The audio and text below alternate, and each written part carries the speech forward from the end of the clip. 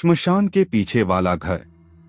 नमस्कार दोस्तों, मेरा नाम अमित है और आज मैं आपको एक ऐसी डरावनी कहानी सुनाने जा रहा हूं जिसके बारे में सुनकर आज भी लोग उस जगह के पास जाने से डरते हैं। यह कहानी एक छोटे से गांव की है।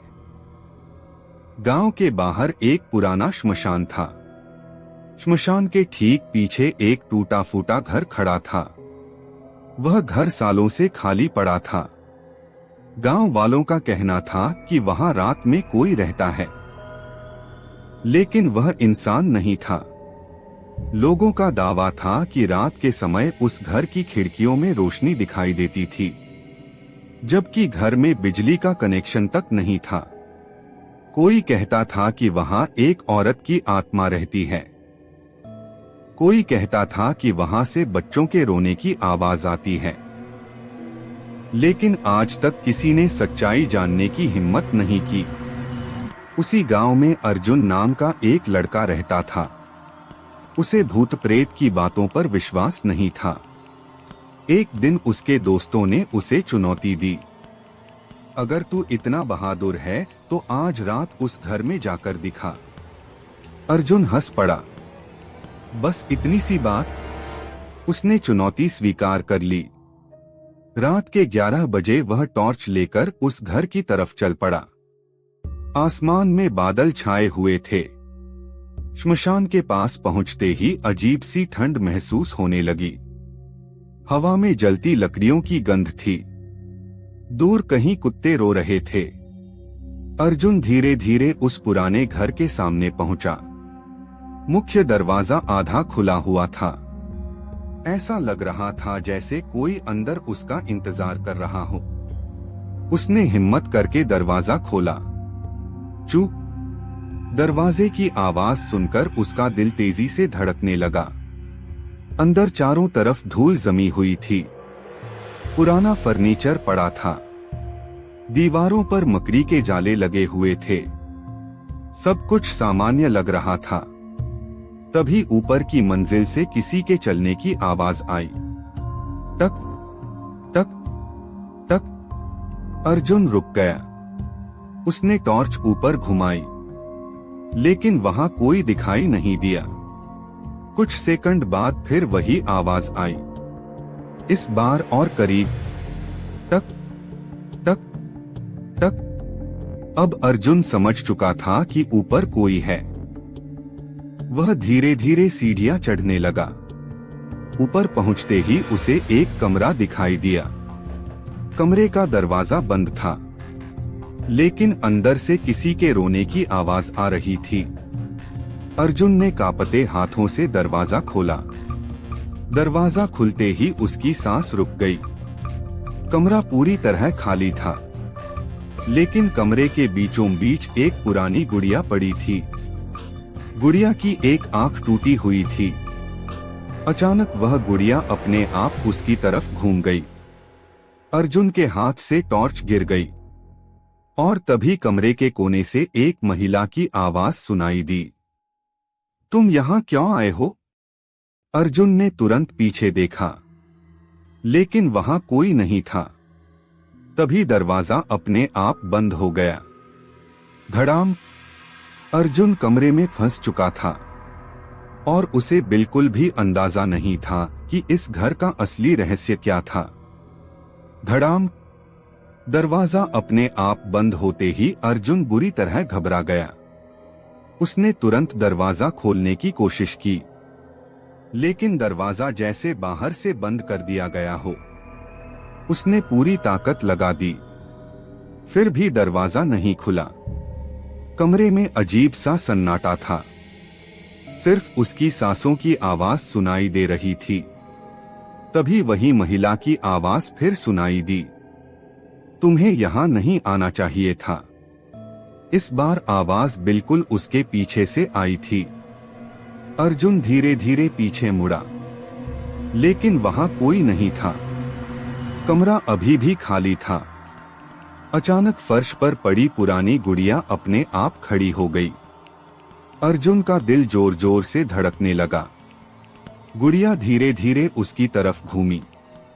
उसकी टूटी हुई आंख के अंदर से काला धुआं निकलने लगा और फिर गुड़िया के मुंह से किसी बूढ़ी औरत जैसी आवाज निकली, भाग जाओ। अर्जुन एक कदम पीछे हट गया। तभी कमरे की दीवारों पर अजीब निशान उभरने लगे।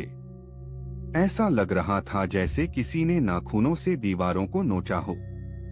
अचानक कमरे का तापमान बहुत नीचे चला गया। इतनी ठंड कि अर्जुन के हाथ कांपने लगे। उसी समय कमरे के एक कोने में धुंध जमा होने लगी। धीरे धीरे वह धुंध एक आकृति का रूप लेने लगी। कुछ ही सेकंड में वहां एक औरत खड़ी थी।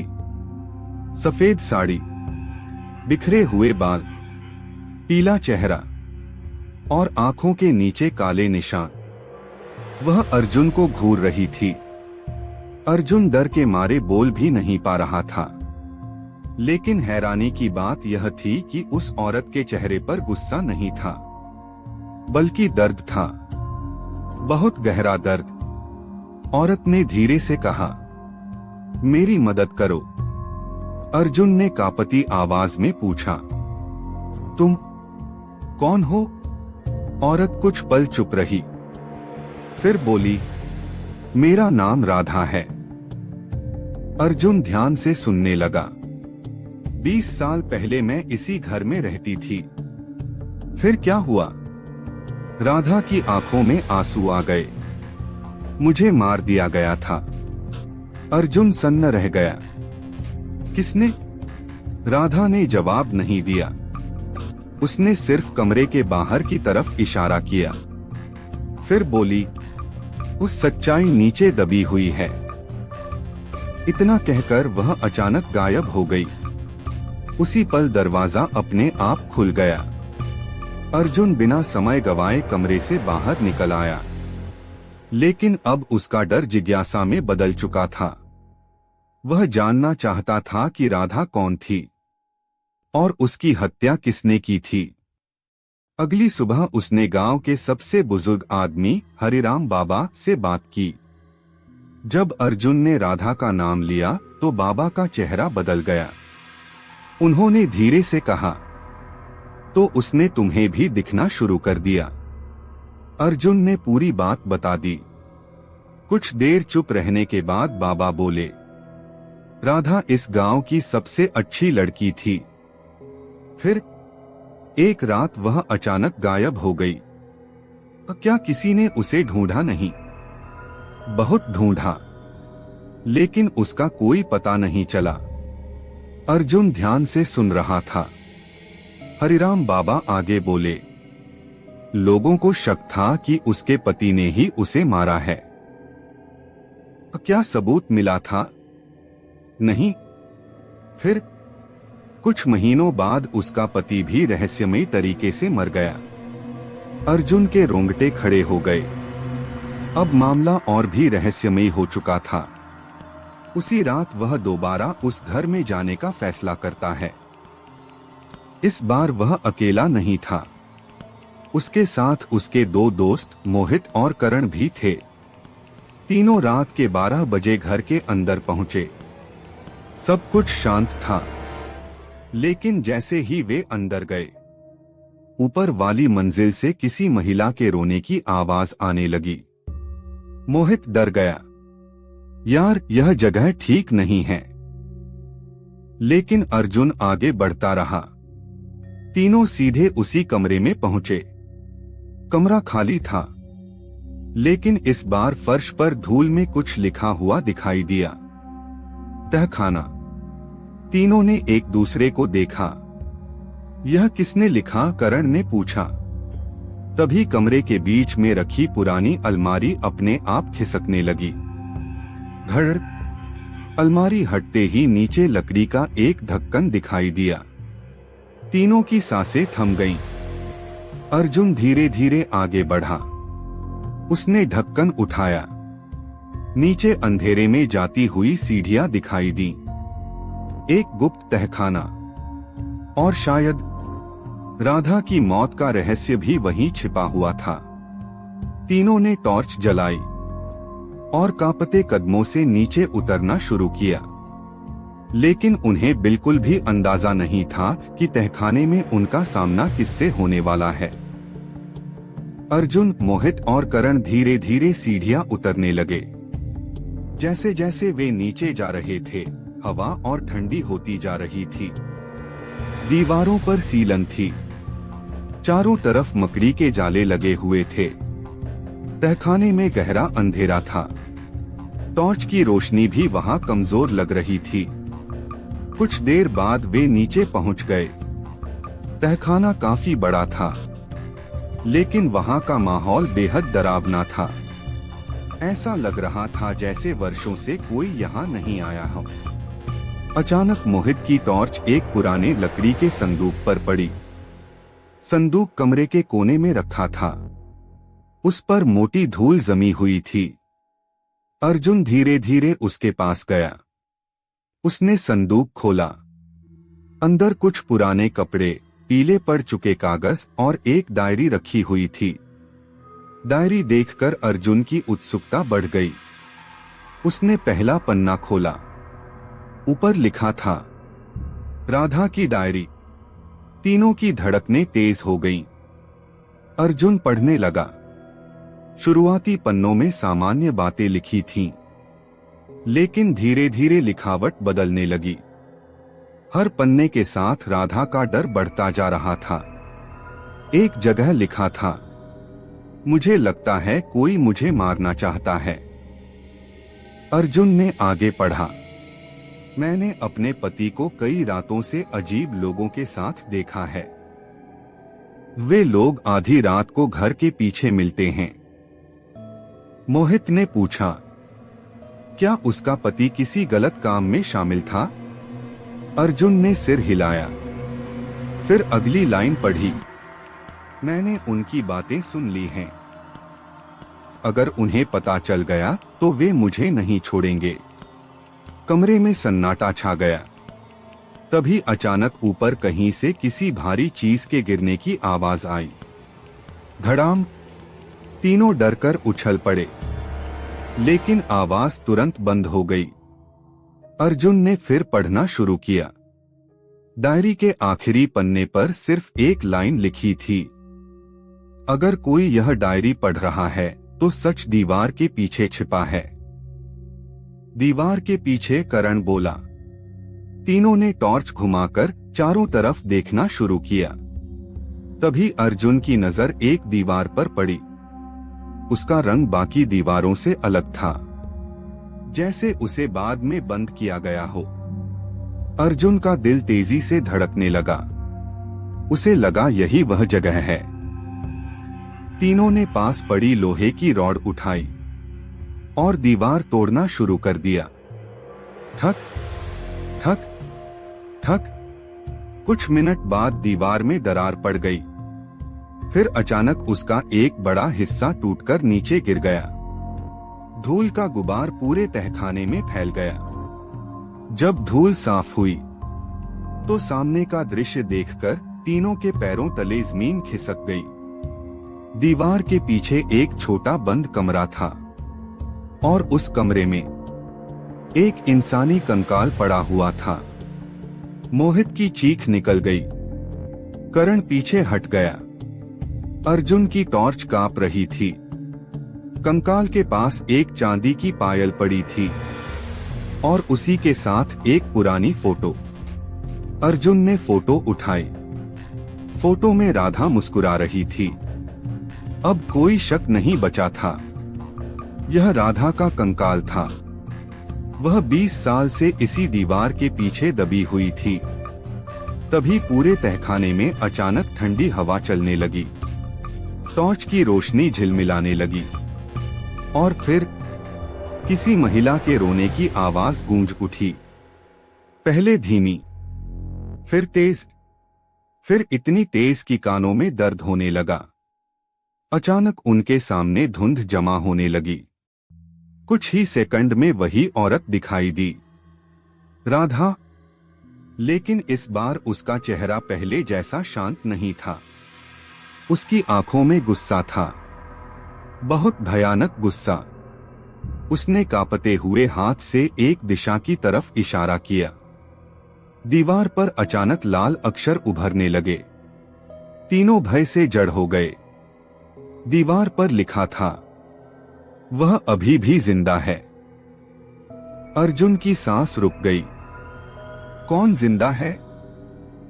तभी राधा के मुंह से एक नाम निकला, रघुवीर। नाम सुनते ही कमरे का तापमान और गिर गया। राधा की आंखों से आंसू बहने लगे। उसने कहा, उसी ने मुझे मारा था।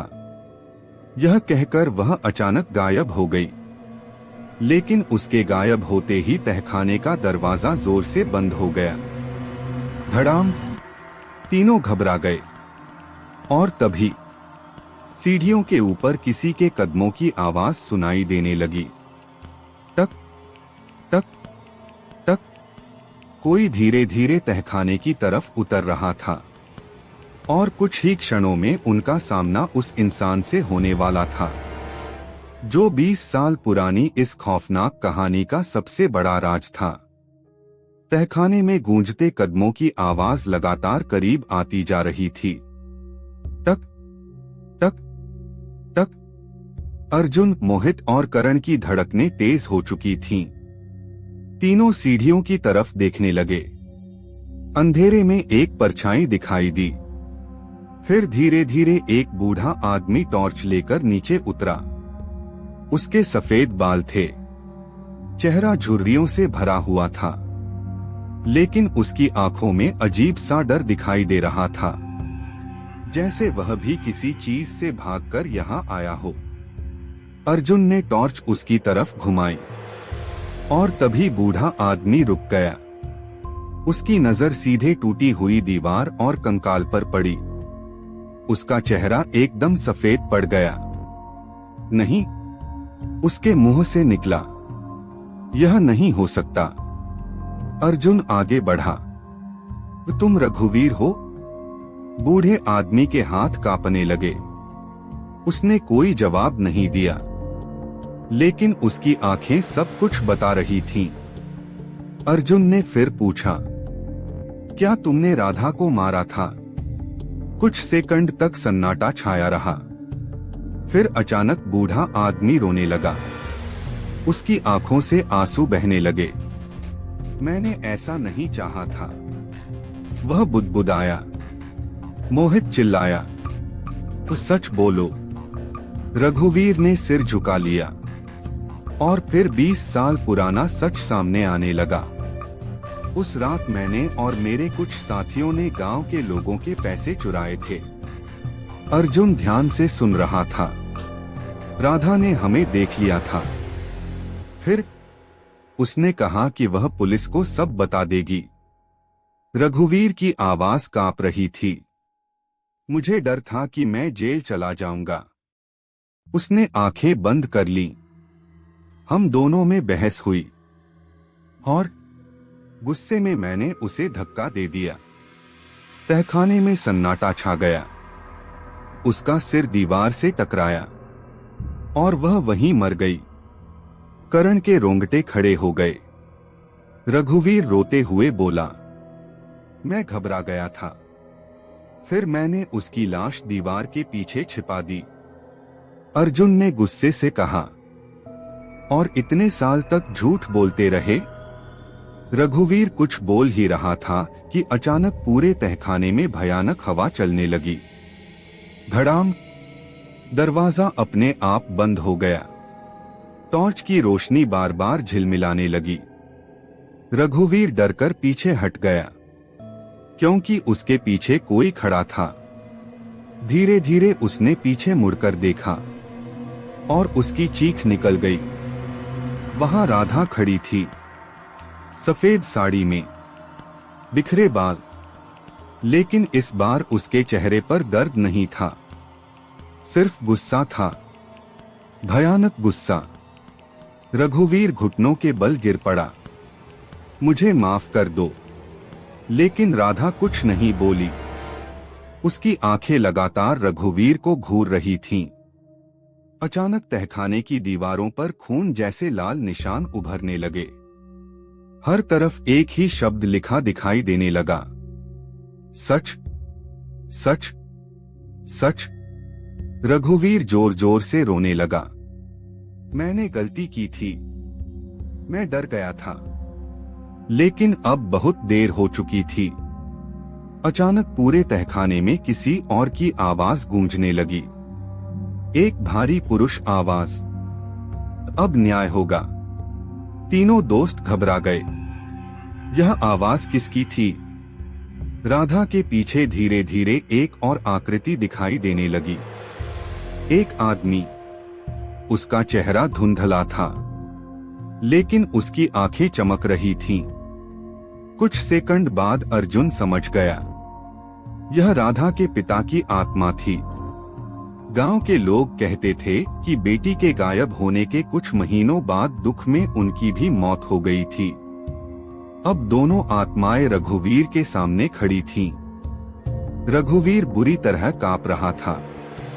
अचानक ऊपर से पुलिस सायरन की आवाज सुनाई दी। वो अर्जुन ने चौंक कर मोहित की तरफ देखा। मोहित बोला, मैंने आते समय पुलिस को सूचना दे दी थी। कुछ ही क्षणों में पुलिस घर के अंदर पहुंच गई।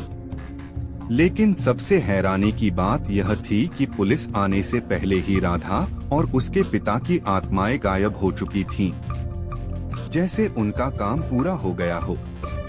पुलिस रघुवीर को गिरफ्तार करने लगी, लेकिन जाते जाते उसने एक बात कही, तुम लोग नहीं जानते, उस रात वहां एक और आदमी भी था। अर्जुन चौंक गया। कौन? रघुवीर ने कांपती आवाज में कहा, जिसने मुझे यह सब करने के लिए मजबूर किया था। यह सुनकर सबके होश उड़ गए। मतलब इस कहानी का असली खलनायक अभी सामने नहीं आया था, और 20 साल पुराने इस रहस्य का सबसे खतरनाक हिस्सा अभी बाकी था। रघुवीर की बात सुनकर अर्जुन, मोहित और करण हैरान रह गए। पुलिस भी रुक गई। अर्जुन ने तुरंत पूछा, कौन था वह आदमी? रघुवीर की आंखों में डर साफ दिखाई दे रहा था। उसने कांपती आवाज में कहा, उसका नाम भैरव सिंह था। यह नाम सुनते ही वहां खड़े कुछ पुलिस वालों के चेहरे बदल गए, क्योंकि भैरव सिंह कोई साधारण आदमी नहीं था। 20 साल पहले वह पूरे इलाके का सबसे ताकतवर और खतरनाक व्यक्ति माना जाता था। गांव वाले उससे डरते थे। कोई भी उसके खिलाफ बोलने की हिम्मत नहीं करता था। रघुवीर ने बताया, गांव वालों के पैसे चोरी करने का प्लान उसी का था। और राधा? अर्जुन ने पूछा। रघुवीर ने सिर झुका लिया। राधा ने हमें देख लिया था।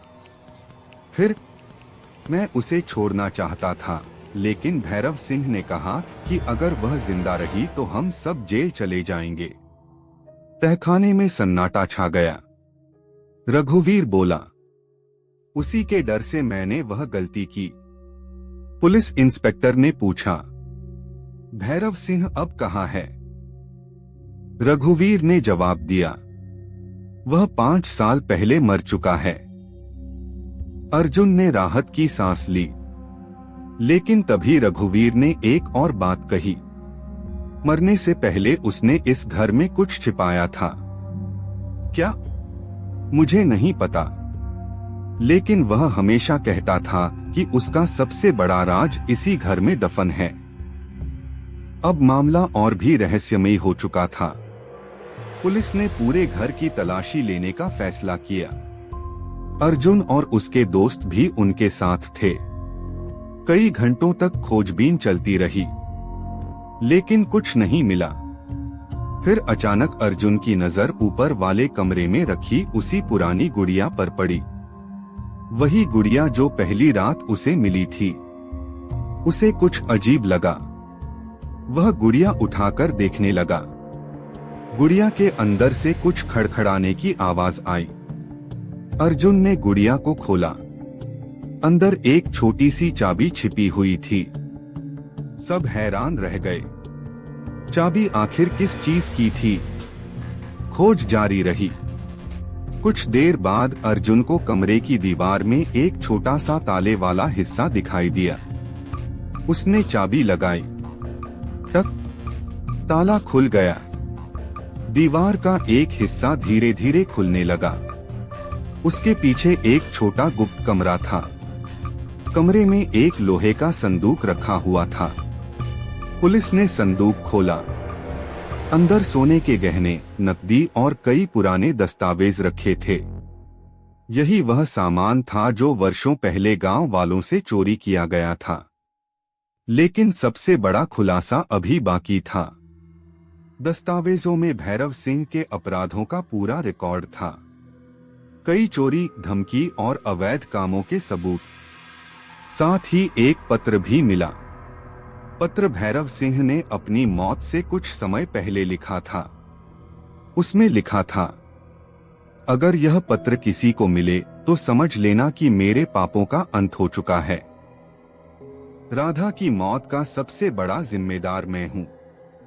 पत्र पढ़ते ही सब कुछ साफ हो गया। राधा की आत्मा सिर्फ अपने लिए नहीं, बल्कि पूरे गांव के लिए न्याय चाहती थी। अगले दिन यह खबर पूरे इलाके में फैल गई। गांव वालों को उनका चोरी हुआ सामान वापस मिला। राधा और उसके पिता की याद में श्मशान के पास एक स्मारक बनाया गया और उस पुराने घर को हमेशा के लिए बंद कर दिया गया। कुछ दिनों बाद अर्जुन आखिरी बार उस घर के सामने गया। सूरज डूब रहा था। चारों तरफ शांति थी। पहले जैसी डरावनी हवा अब नहीं थी। अचानक उसने घर की दूसरी मंजिल की खिड़की की तरफ देखा। वहां एक महिला खड़ी थी, सफेद साड़ी में। राधा। लेकिन इस बार उसके चेहरे पर मुस्कान थी। उसके पास उसके पिता भी खड़े थे। दोनों ने अर्जुन की तरफ देखा, जैसे धन्यवाद कह रहे हों। फिर धीरे धीरे उनकी आकृतियां धुंध में बदल गईं और हमेशा के लिए गायब हो गईं। उस दिन के बाद उस घर में कभी कोई अजीब घटना नहीं हुई। न किसी ने रोने की आवाज सुनी, न किसी ने किसी आत्मा को देखा। ऐसा लगता था जैसे वर्षों से भटक रही आत्माओं को आखिरकार शांति मिल गई हो। लेकिन आज भी गांव के बुजुर्ग कहते हैं, अगर आप रात के समय उस पुराने घर के पास से गुजरें और खिड़की में एक पल के लिए सफेद साड़ी पहने किसी महिला की परछाई दिखाई दे, तो डरिए मत, क्योंकि वह किसी को नुकसान पहुंचाने नहीं आई है। वह सिर्फ यह याद दिलाने आती है कि सच्चाई चाहे कितने भी साल छिपी रहे, एक दिन जरूर सामने आती है। समाप्त।